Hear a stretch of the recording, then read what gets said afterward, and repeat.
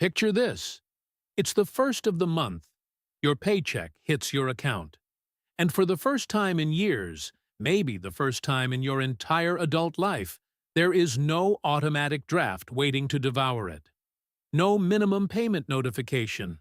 No credit card company taking their cut before you've had your morning coffee. No student loan servicer quietly pulling money from your account while you were asleep. The whole paycheck just sits there. Yours. Completely yours. Most people have never experienced that feeling. And here's the wild part. Most people who are buried in debt right now don't actually believe that day is possible for them. They've been making minimum payments for so long that debt has started to feel like weather. Just a permanent condition of being alive. Something you manage, not something you escape. Well, but here's what I'm going to tell you today. Becoming debt-free isn't just a financial event. It's a neurological one. Your brain actually changes. Your relationship with risk changes. Your career changes. The way you sleep at night changes. And the mathematical compounding that kicks in on the other side of debt freedom is something that most financial advice completely fails to explain. My name is Nick, and I spend way too much time thinking about why some people break out of the debt cycle and completely transform their financial lives, while others make minimum payments for 30 years and retire with nothing. If you're someone who is tired of feeling like your income belongs to everyone except you, make sure to hit that subscribe button and give this video a thumbs up if this helps you see the path forward. Because by the end of this, you're going to understand not just how to get out of debt, but what's actually waiting for you on the other side. And I promise you, it's more interesting than you think. Before we get into the psychology and the math, let me ask you something. When you think about the word debt, what's the first emotion that comes up? For most people, it's shame, or anxiety, or that low-grade background hum of stress that never fully goes away, no matter how much you distract yourself. You know the feeling. You're at dinner with friends, having a decent time, and then your brain does that thing where it reminds you that you're carrying $14,000 across 3 credit cards, $28,000 in student loans, and a car payment that doesn't end for another 4 years. And suddenly, the pasta doesn't taste as good. That feeling isn't just unpleasant, it's expensive. And I don't mean expensive in some abstract emotional wellness kind of way. I mean it is literally costing you money every single month in ways that most people never bother to calculate. Here's the thing that most financial advice skips entirely. They tell you to list your debts, pick a payoff method, and stay consistent. Good advice. True advice. But they never explain what is actually happening to your brain while you're carrying all that weight. And they almost never tell you what happens to your brain when the weight is finally gone.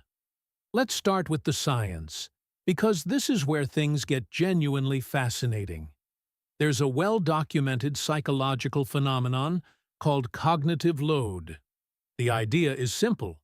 Your brain has a finite amount of mental bandwidth available at any given moment. When a significant portion of that bandwidth is being consumed by financial stress, the parts of your brain responsible for long-term planning, creative problem-solving, and risk assessment get crowded out. Researchers at Princeton and Harvard actually studied this. They found that people experiencing financial stress effectively lose the equivalent of 13 IQ points of cognitive function compared to their non-stressed baseline. 13 points. That's not a rounding error. That's enough of a difference to meaningfully affect the quality of decisions you're making every single day. And here's the brutal irony. Debt creates the exact mental conditions that make it harder to escape debt. When you're stressed about money, you're more likely to make impulsive purchases because your brain craves short-term relief. And you're less likely to negotiate a raise because your anxiety makes you feel powerless. You're more likely to avoid looking at your bank account because the information feels threatening rather than useful.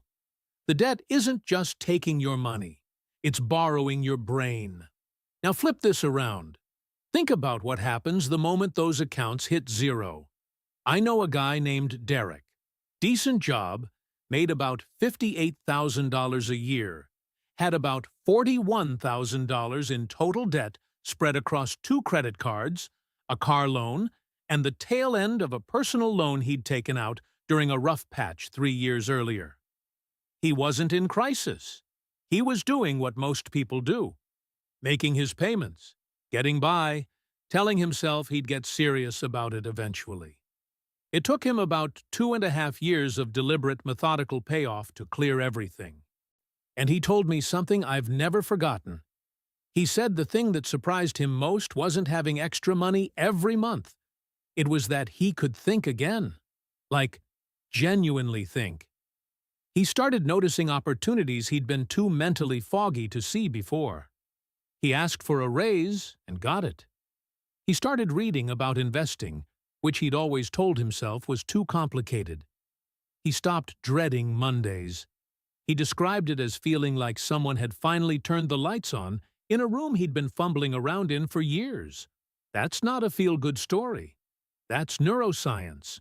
When you remove the chronic low-grade stress of debt, you recover cognitive capacity. And that recovered capacity is worth more than most people realize because it compounds. Better thinking leads to better decisions, which leads to more money, which leads to more options. The debt wasn't just costing you interest. It was costing you the version of yourself that shows up when your brain isn't running at 60% capacity. Now let's talk about the math.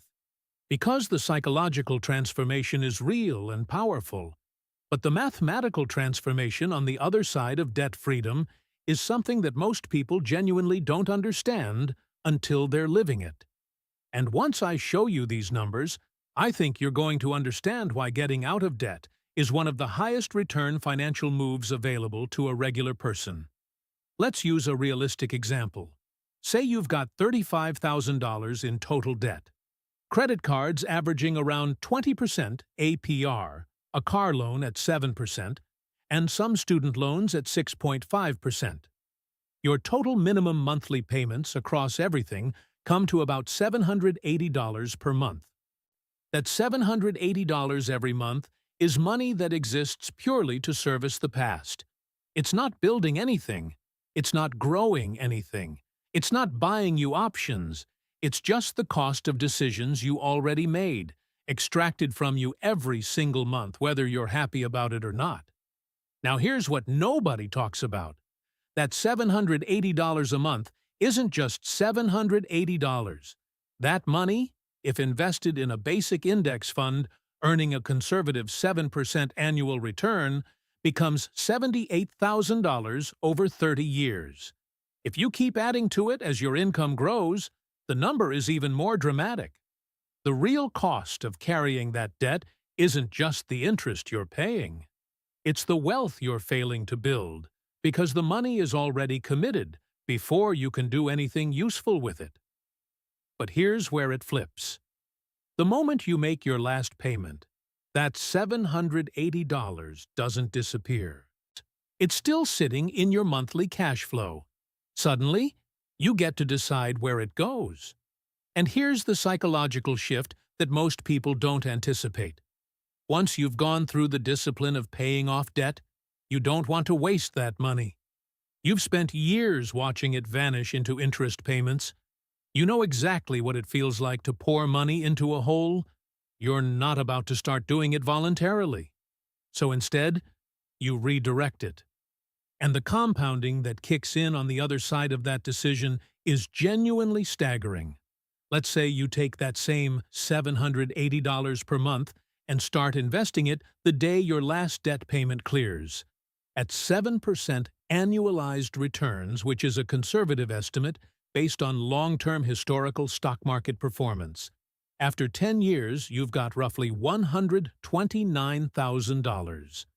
After 20 years, you're looking at about $405,000. After 30 years, $965,000, nearly $1 million, built from the exact same dollars that used to disappear into minimum payments every month. The money didn't change, the direction changed, and direction, when you're talking about compound growth, is everything. But here's what makes this even more interesting. Most people who successfully pay off their debt don't just redirect the minimum payment amount, they redirect more. Because here's what happens psychologically. The act of paying off debt is, in a strange way, training. You spent months or years practicing the discipline of not spending money you had. You built the muscle. And when the debt is gone, that muscle doesn't atrophy. It looks for a new exercise. People who go through debt payoff often find themselves naturally increasing their investment contributions because the frugality has become comfortable. The sacrifice doesn't feel like sacrifice anymore. It's just how they live. Now let me address something that a lot of financial content gets wrong. There's this pervasive idea that debt payoff is about restriction, about giving things up, about living like a monk until the balance hits zero. And for some people, that framing turns into a kind of financial white-knuckling that works temporarily and then collapses the moment it becomes unsustainable. That approach misses the psychological reality of how behavior change actually works. The people who successfully eliminate their debt and stay out of it don't just restrict their spending. They change their identity. They stop being people who carry debt and start being people who build wealth. And that shift in identity is the actual engine of everything else. Think about it this way. You can tell yourself every day to stop spending money you don't have. But if you still fundamentally see yourself as someone who is always going to be in debt, the behavior doesn't stick.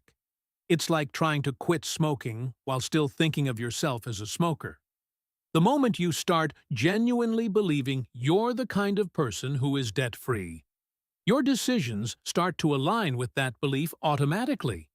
You stop rationalizing the credit card purchase. You stop telling yourself you'll deal with the balance later. You stop thinking of the minimum payment as paying the bill. Because people who are debt-free don't think that way, and you are now that person. Here's where the mechanics actually matter, though, because identity alone doesn't pay off a credit card. Let me walk you through what a realistic payoff actually looks like for someone with a typical debt load. And more importantly, what the timeline looks like so you understand that this is not a 30-year project. It's closer to a 3 to 5 year transformation for most people. Say you've got 4 debts. A credit card with $8,400 at 22% APR, minimum payment around $210.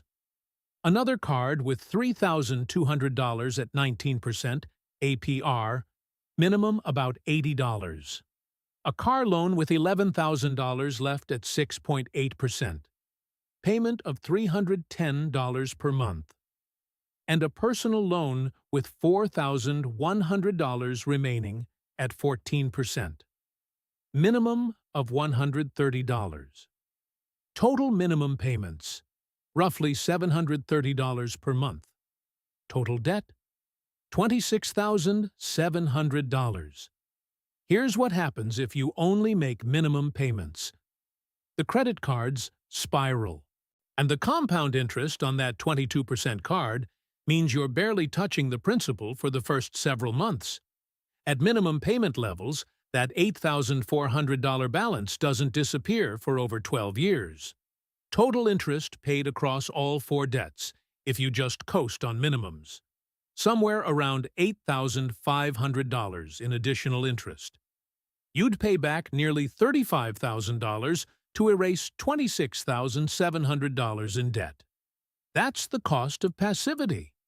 Now here's the same situation with an intentional strategy.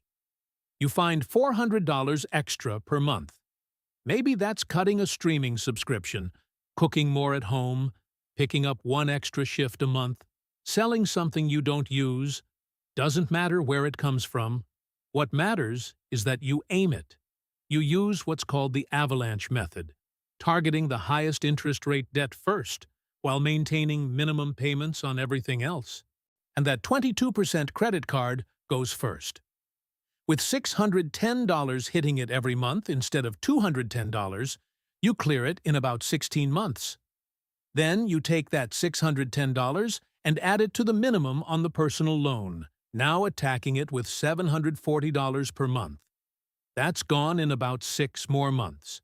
Then the car loan. Then the last credit card. Total time from start to finish. Approximately 36 to 40 months. 3 to 3.5 years. For most people, that's a realistic transformation timeline. Not 10 years, not 30. 3. And here's the moment that changes everything. Month 41, maybe 42, the last payment clears. And you've now got $730 in minimums, plus your $400 extra sitting in your budget. $1,130 per month that used to belong to debt. That is yours. And the question you get to answer is, what do you want to build with it? And because this is where the real conversation starts. Not the payoff. That's just the preparation. The wealth building is what comes after. And most people who talk about debt never get to this part. They stop at zero. But zero is not the destination. Zero is the launch pad. When you're debt-free, something happens to your relationship with employment that most people don't anticipate. You stop needing your job. And I don't mean you stop needing income. You still need income, but you stop needing a specific job. When you have no debt and a growing savings cushion, the psychology of your career completely shifts. You walk into your boss's office differently. You ask for the raise instead of hoping someone notices you deserve one. You're willing to interview at other companies, not desperately, but curiously. And you're willing to take career risks that would have terrified you when your mortgage on your financial stability was minimum payments that couldn't be missed. A guy I know named Marcus went through this exact transformation. He'd been at the same company for 6 years, quietly resentful, underpaid relative to his actual market value, staying because switching jobs felt too risky when he was juggling debt payments and had barely 2 months of expenses saved. He paid off his debt over about 3 years, built a small cash cushion in the process. And within 6 months of clearing his last balance, he had the conversation with his boss that he'd been putting off for 2 years, the one about compensation. His boss said no, and Marcus, for the first time in his career, didn't panic. He started applying.